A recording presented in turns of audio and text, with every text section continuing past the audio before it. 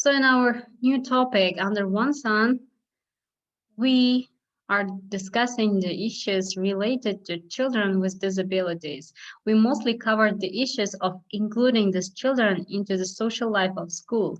And as teachers, how can we help them with the means of digital storytelling?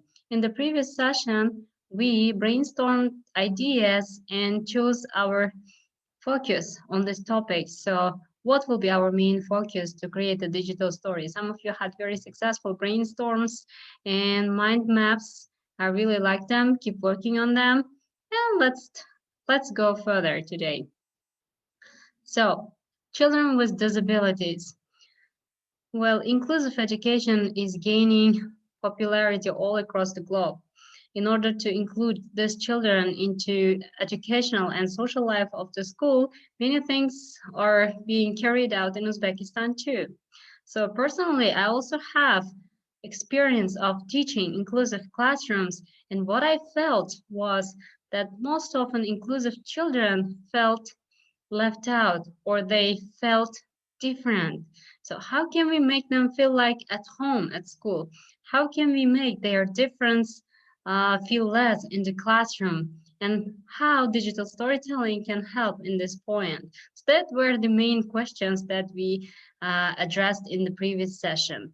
And then based on this question, we brainstormed our main ideas and we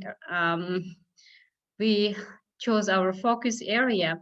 So what will our direction be to create a digital story this time?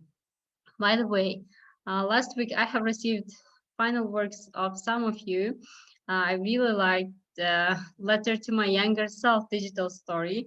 I'm sure that we will be sharing it in social networks. It's a very successful beginning. It's just the first step of the work we have ahead. So thank you. Thank you for such a wonderful job.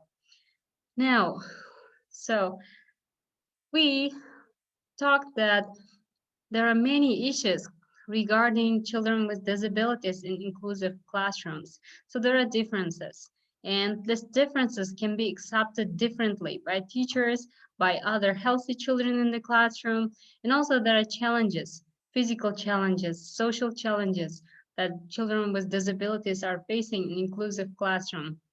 And also, as unique they are, sometimes they really feel different, which makes them feel different and which makes them feel less social in inclusive classroom. So how can we inspire them with the help of a digital story? How can we make other students or other pupils accept their differences and work on these differences and make their experience more worthwhile? So, as you have already provided some ideas, as you have already chosen your focus, we will today concentrate mostly on the script writing part. We already have an idea. Personally, this time I want to create a digital story as a teacher. So I'm going to address the social challenges my disabled students are facing in the classroom. So every time I see that kids playing football outside and this disabled kids sitting in the classroom and looking at them through the window, I feel like something very painful inside of me. So I really want to capture this moment and I really want to inspire this student not to feel different. And I want to make disabled students in my classroom feel that difference is okay. And when worked out properly, it's nothing bad. So after we have brainstormed the ideas, today we are going to start writing the script. So the first version of the script is going to be a draft work.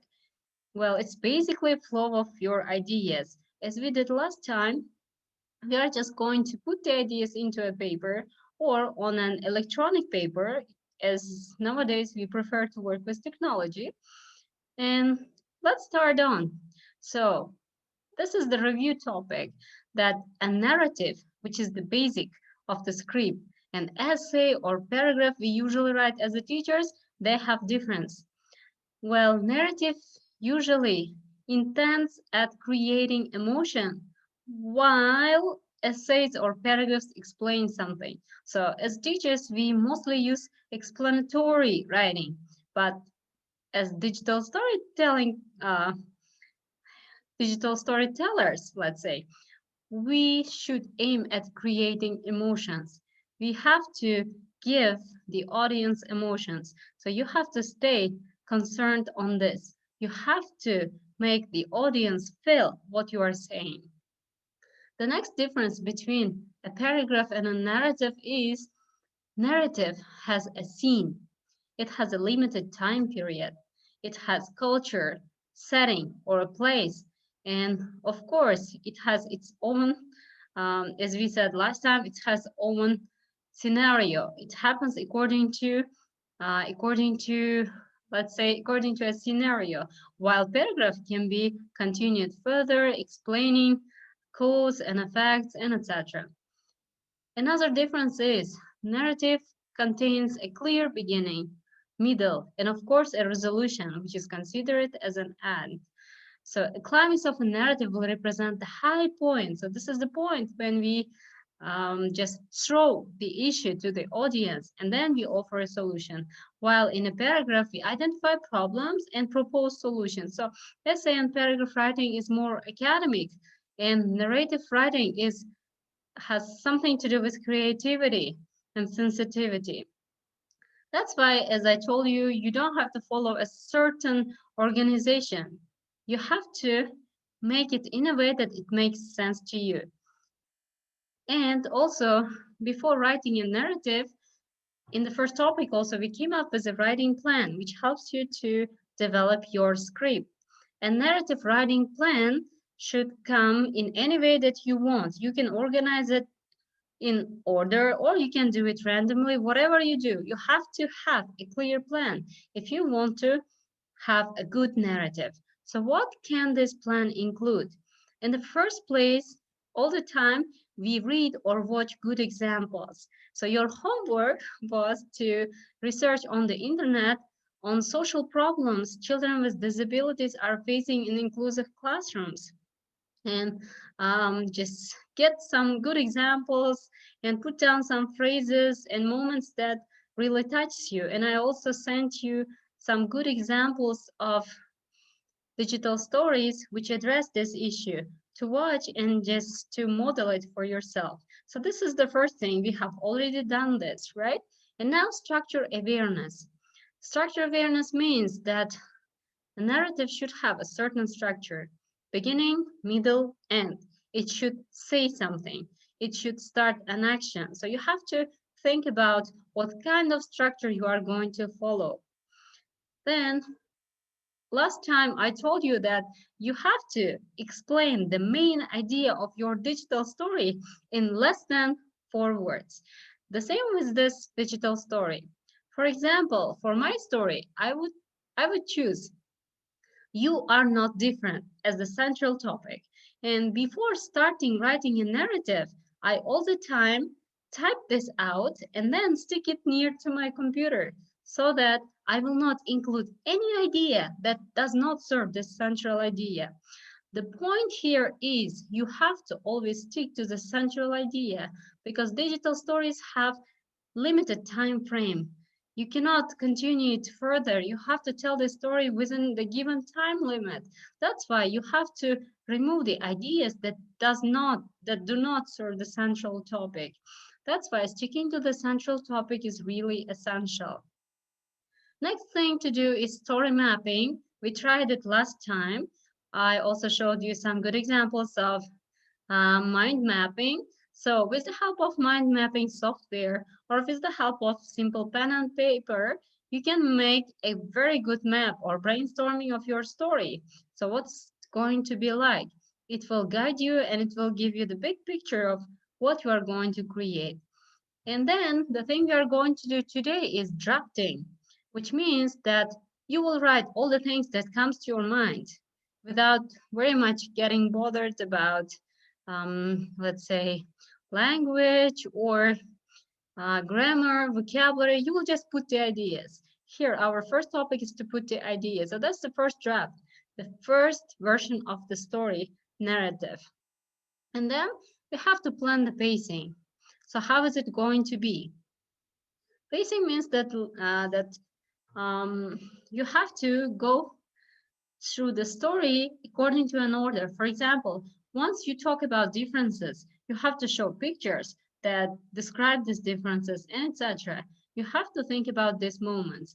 And of course, then in coming sessions, we will have final revisions and editing of our narrative plan. And of course, we will have a peer review. We will review each other's narratives, and then we will get ready with the final version. Now,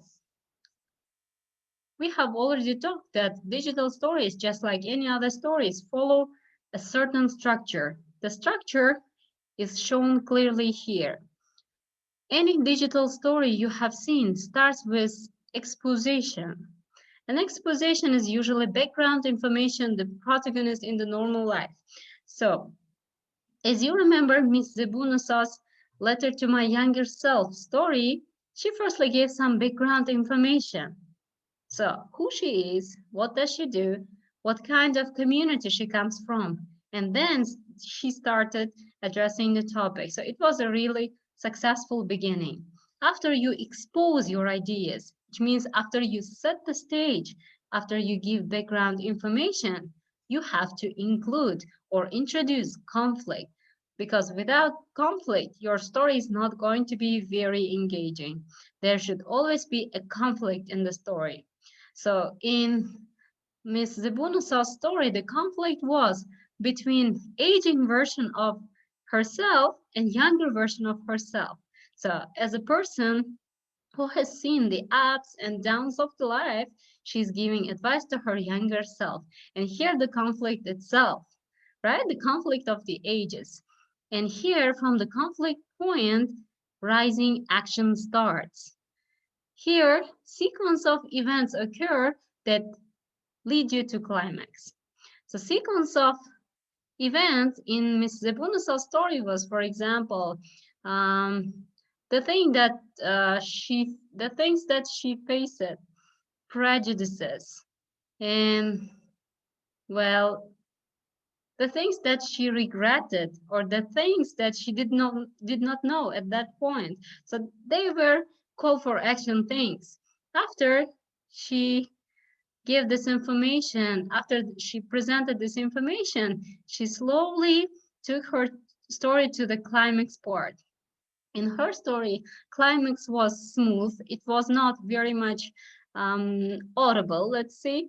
Well, she tried to say to herself that everything is going to be fine. Just relax and keep going. So that's probably was the climaxing point in her story. So in any story, the climax will be the most exciting part of the story. That would be the turning point. So you through the problem, and in this climax part, you come up with a solution. You show the way. You introduce the path. After that, actions will go into falling, and then we will have a resolution. We will have our, let's say, our conclusion of the story. So here was the question. Then here is the answer. So it will be like this. This is basically how it happens. You have to follow the structure, and sometimes you can use flashbacks. So flashbacks are really good. It can be a little bit confusing at times, but still flashbacks can make your digital stories very creative too. Any structure you choose, you have to make sure that you are not confusing audience. So if your structure is clear, audience will have easy time to follow your story. This is just one type of structure that I suggest, and I really recommend you to stick to this structure in our digital story that we are going to create this month. Now, sticking to the central topic, as I have already talked about it, you have to always include the ideas that serve the purpose of central topic, because one digital story, one idea, because digital stories are too short to deal with several problems, so you have to include only one idea at a time. Then story mapping, so that's we already have done. When we map the story after we have ideas, so we have to probably put the parts of the story in the structure. So exposition. In the exposition part, you can here draw a box and include all the information that you are going to say in this exposition part. For example, this digital story is called The Frog. In this digital story, that's actually a children's picture story. And the story exposition is, parents never let me stay home alone, but one night the babysitter cancels and they have to. Everything starts off fine.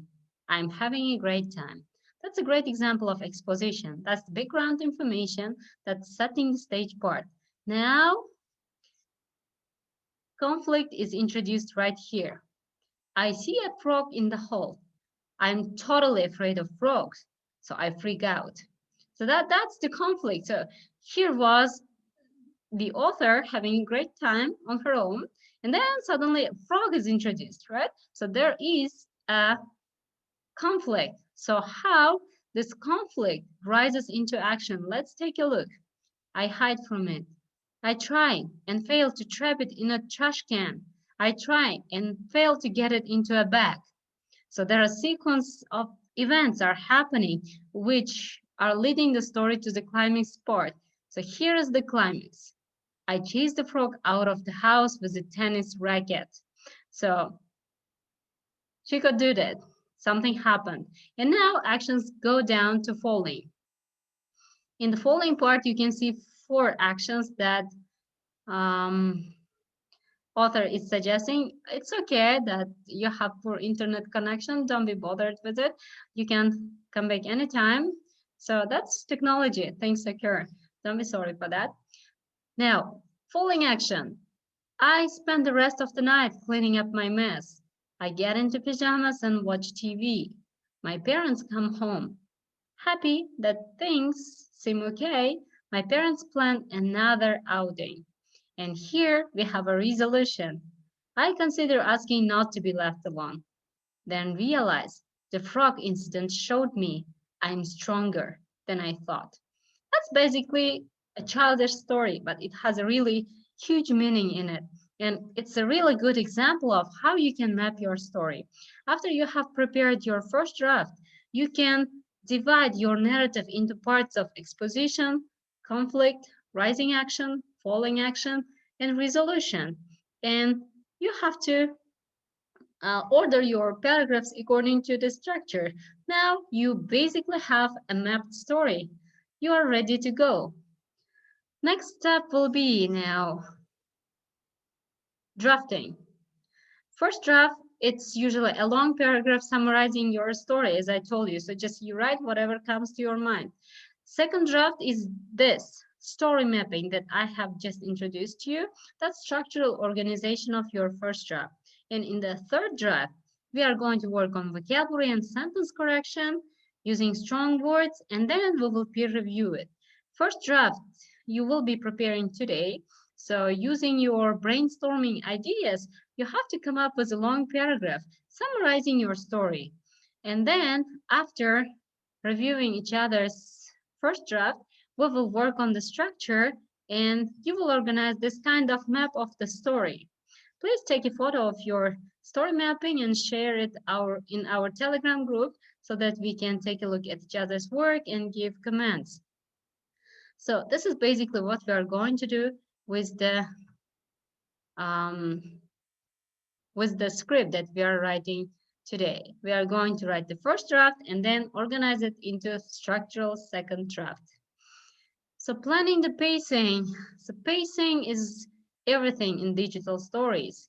Exposition, it takes only this time. So can you see here the size of the squares or rectangles? So if exposition is small, it means that in exposition part, you will not have much to say.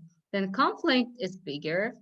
Actions, rising actions are a little bit bigger. And here you have a really long time spent on the climax. And then you will have equal parts on falling action and resolution. So this is basically timelining your story.